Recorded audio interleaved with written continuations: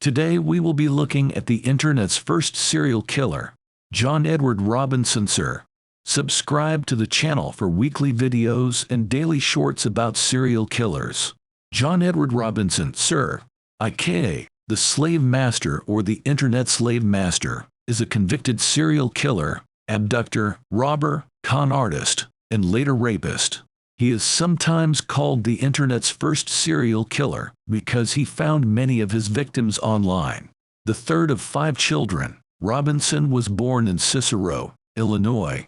His father was an alcoholic and his mother a disciplinarian. By the age of 13, he was an Eagle Scout.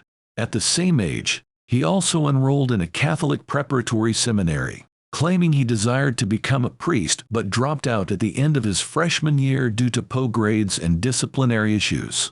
Instead, he started attending trade school to study radiology. Though he only spent 2 years there and didn't finish his training, he was still able to get a job as an X-ray technician at a children's hospital in Kansas City, Missouri by forging credentials. Around the same time, aged 21, he got married to a woman named Nancy Jolinch, with whom he had a son and fraternal twins. In 1966, after being fired from his job due to his incompetence, Robinson got a similar job at a medical practice from which he stole tens of thousands of dollars. He also had sexual affairs with both staff and patients. In 1969, after being caught, he was sentenced to 3 years probation. He violated it within only a year by returning to Chicago. Though Robinson was convicted of theft, fraud, and embezzlement several times between 1969 and 1991, he was able to work for charitable organizations and as a civic leader. In 1977, working for a handicapped service organization, he managed to get on its board of directors and created a Man of the Year award as his first action and awarded it to himself. When it was covered by the media, several people realized that Robinson had forged their recommendations. The press spent 2 weeks exposing Robinson as the fraud he was, though only his wife and children seemed to suffer. Robinson is suspected to have committed his first murder in 1984 when he hired 19-year-old Paula Godfrey to work as a sales representative for 2 shell companies he had made in order to create fake credentials for himself. After Robinson allegedly sent her away for some training, she was never seen again. Her family received a typewritten letter with her signature in which she claimed to be okay, but she didn't want to see them because she was of legal age and there were no signs of foul play. No investigation was carried out. The killings and con work. In 1983, Robinson's crimes escalated. His brother, Don Robinson, and his wife, Helen, had unsuccessfully been trying to conceive and formally adopt a child. Claiming to have connections in the adoption business, Robinson started looking for single pregnant women who could provide a child, presumably to enter the black market adoption business.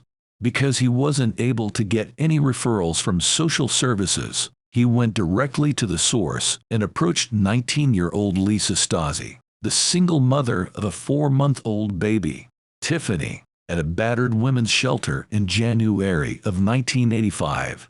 Using the name Josh Osborne, he convinced her that he would take her into a training program in Texas that included daycare and job training. On January 9th, he came to the home of Stasi's sister and picked up Tiffany. The next day, Stasi's family got a phone call in which a terrified-sounding Stasi said they had deemed her an unfit mother and that her mother, Betty, had said she wanted the baby. The last her family heard from Lisa were the words "here they come" over the phone before it was disconnected. No one saw or had any contact with Lisa after that.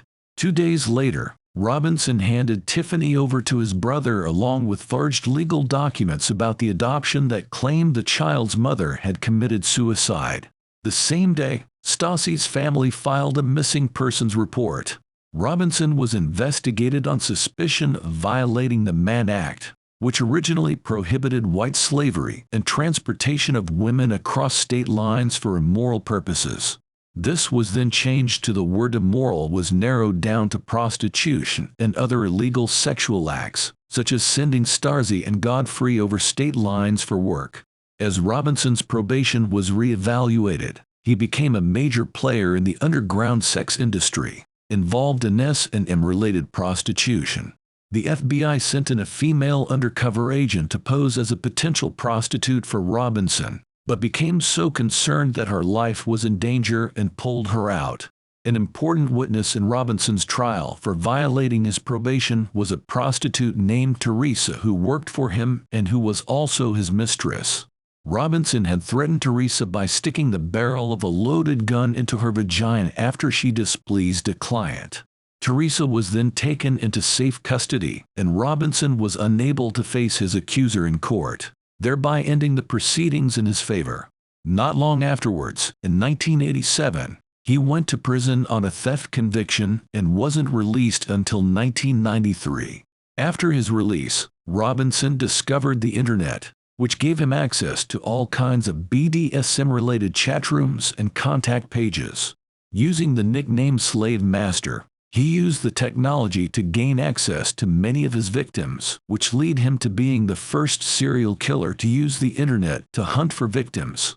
In the meantime, his wife supported the family by taking a job as the manager of the trailer park the family had been forced to move into after losing their suburban home.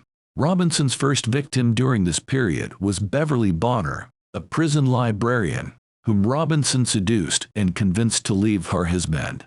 After their divorce, Robinson got her to move to Olathe, promising to give her a job at one of his ventures. She disappeared almost immediately, but not before signing over her alimony checks to Robinson.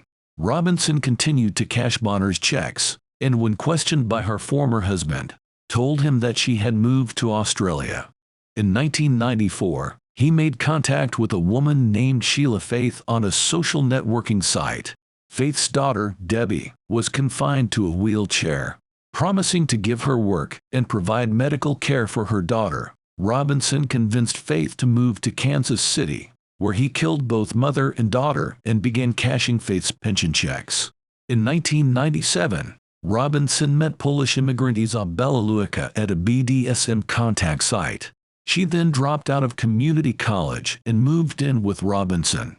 She then agreed to become a submissive for him and to become an intern at a non-existent publishing business he told her he ran.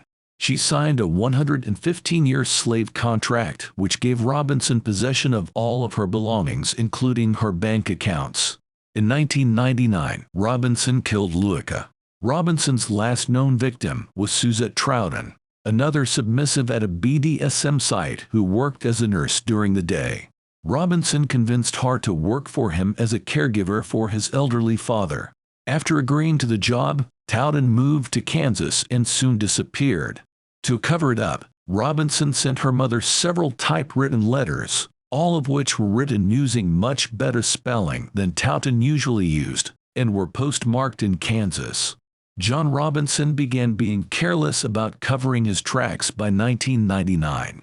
Through various activities in late 1999 and early 2000, the FBI were able to trace these back to him.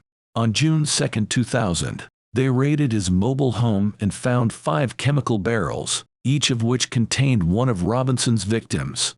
He is currently on death row at the El Dorado Correctional Facility in Kansas, waiting for his sentence to be carried out.